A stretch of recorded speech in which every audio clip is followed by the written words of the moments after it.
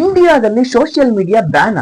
S, for the first time ಇಂಡಿಯಾದಲ್ಲಿ social ಮೀಡಿಯಾವನ್ನ ban ಮಾಡಲಾಗಿದೆ.